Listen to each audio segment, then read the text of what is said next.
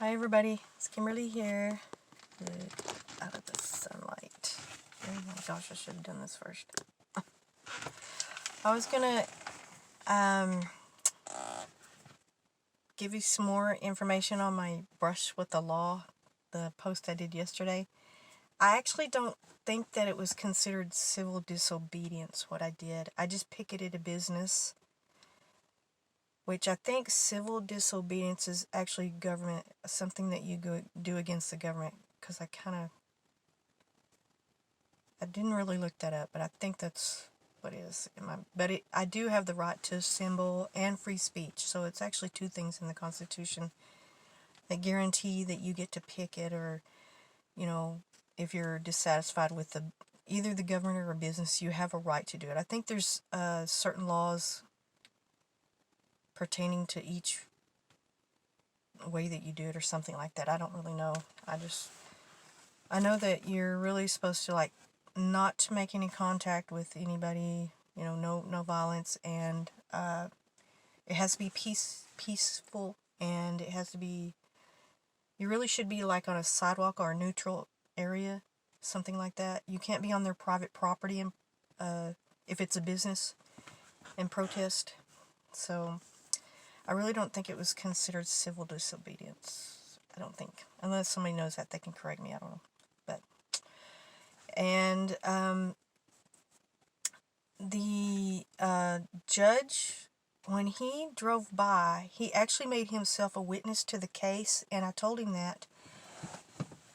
And this judge was so stupid and so unknowledgeable. And he was I think he was probably in his 70s or something. He was just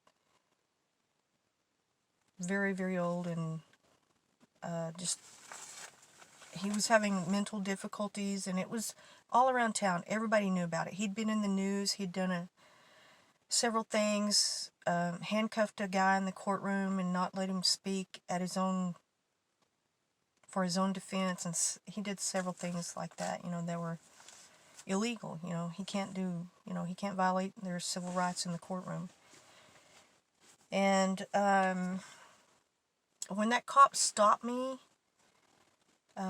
he said I was so tiny, and that's why he got his gun out. And he was so nervous because he was fiddling with the flap, and he couldn't get the gun out of the holster at first. I was just sitting there staring at him. I was like, I was like, this is just a traffic stop, isn't it? Or I thought maybe he thought I was somebody else. Maybe he got the wrong information or something like that, or misidentified me or something. I don't know. And he told me later, after I was handcuffed, he goes, well, I'm sorry, I didn't mean to scare you, but you were so tiny, and when you were looking for your insurance, I thought maybe you had a gun under the seat. I was like, no, I don't even own a gun. But this is Texas, lots of people own guns, so even back then. And so I can understand, he was visibly shaken. I mean, shaking and shaken. He was very, he probably had never had to draw his gun on anybody, or probably that was one very scary experience, because the warrant was for to do bodily harm or something like that, and that's kind of like a serious warrant. That's somebody who would probably use a gun or a weapon, or that's not a light charge.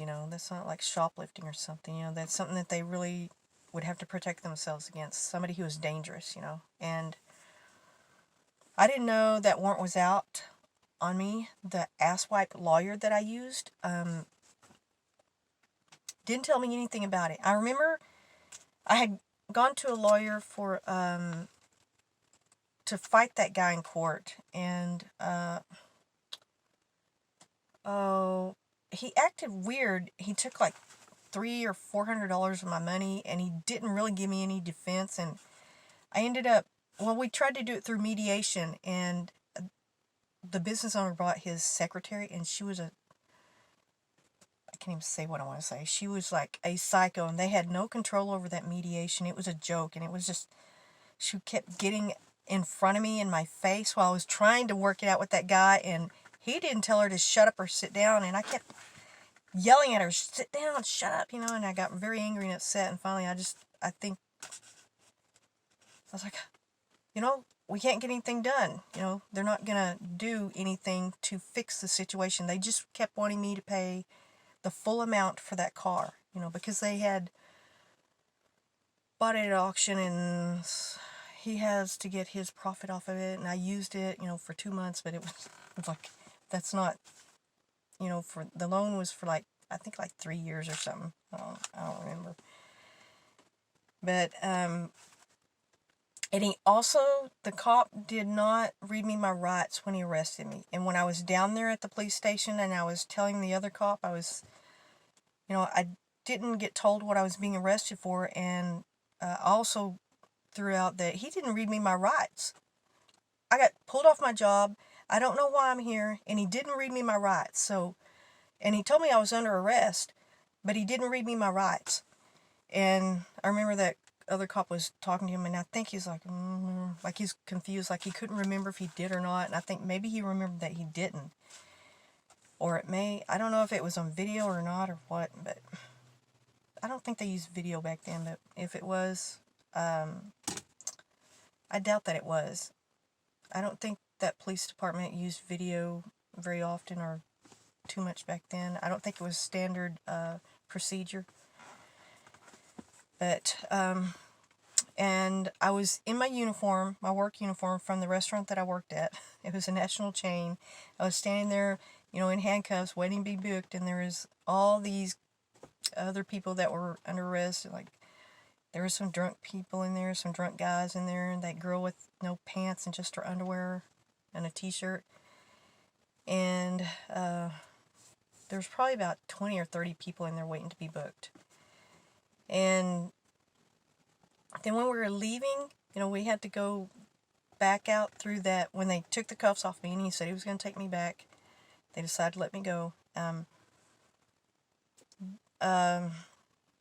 also part of the reason why I told them, or when they made the decision to let me go, when I heard that it was from that judge, I said, oh, I'm never going to shut up about this. I'm going to sue every single one of you. That judge is crooked. He's got so many incidents for violating people's civil rights. This is it. I'm done. This will do him in, and I'm going to run over all of you to get this. I'm not going to, I'm a good law-abiding citizen. I'm not going to go down with this. Forget it. Just go ahead, book me. Let's see what happens. I'm never going to shut up. I'm the kind of person you're going to have to kill to get me to shut up. You'll actually have to commit murder to make me shut up. And I think that kind of made them understand. They knew he was a problem judge. They knew he was. And so when we're leaving, we had to go back out through that warehouse looking thing, which was the weirdest thing ever to go through that.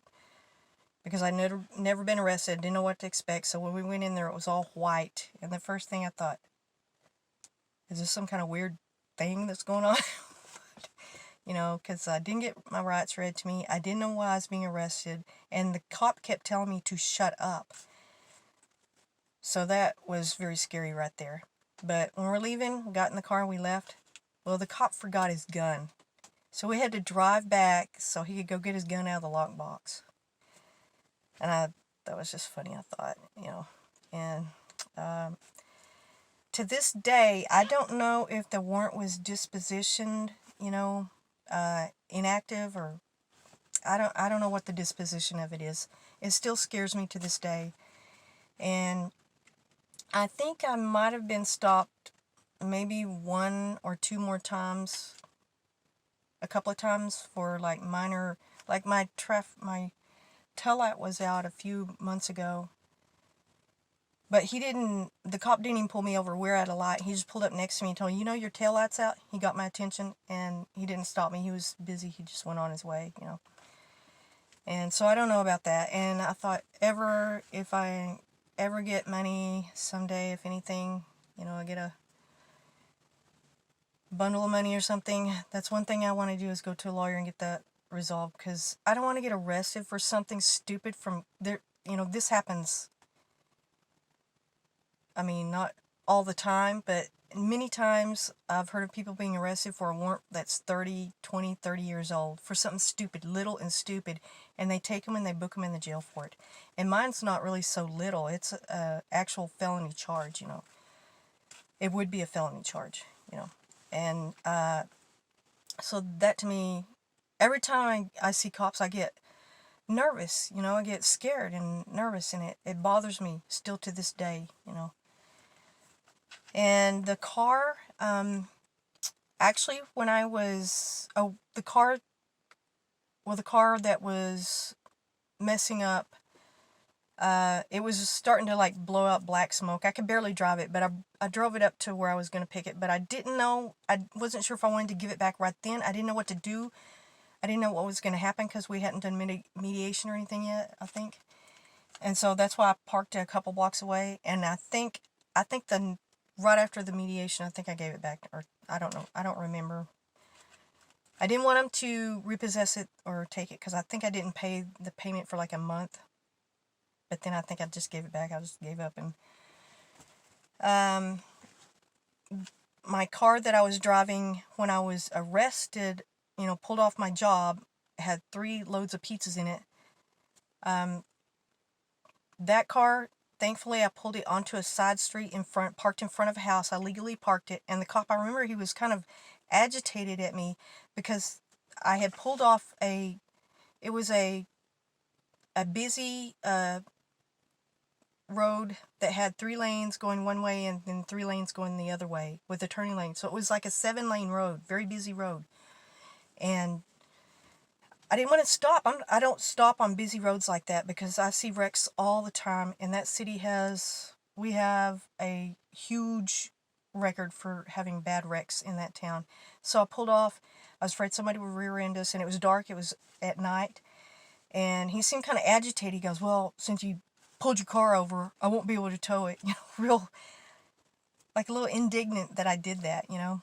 And I was like, well, I didn't want you to tow it. That's another reason why I usually pull over. I don't stop on busy streets or highways. Because if you do that and you get arrested and you can't get anybody to come and pick the car up, or if they won't, sometimes they don't even have to give you time. Depending on how dangerously parked it is, they can immediately call for a tow. So I did that to avoid being towed. And if I had known, you know, what I know now, I would have fought it harder. I would have done something about it then. You know, I was young and I just didn't have that experience, especially with law or doing anything like that, you know.